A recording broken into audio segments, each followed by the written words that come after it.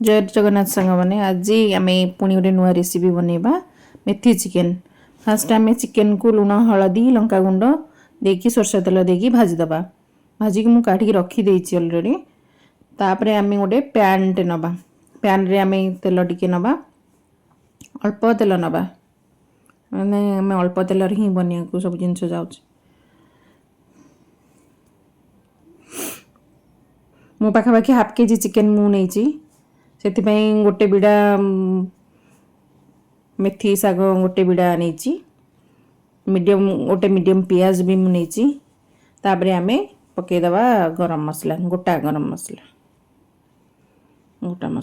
पकईदेला आम गोटे मीडियम पियाज ताको पकईदबा काटिक रखी छोट छोट कट।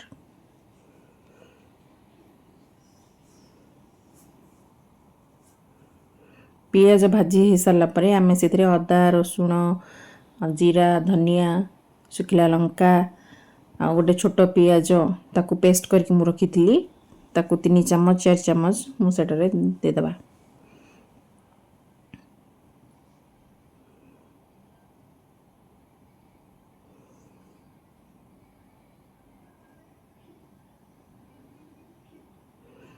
टिके भाजी सारा पर आम से हल्दी गुंड टिके दबा, लंका गुंड टिके दबा, तापर टमाटो पकेबा। टमाटो पर आम टिके लुण भी पकईदबा। टमाटो टिके सॉफ्ट हो मसला भी कषिब कलर आसो भल। मसला कषे सारा पर आम जो भाजिक रखी चिकेन को से पकईदबा।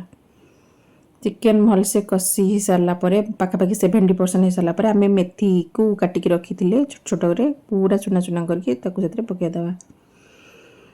तापर से आम पानी ऐड करवा ग्रेवी रखापी तर गरम मसला टी ऐड करदे।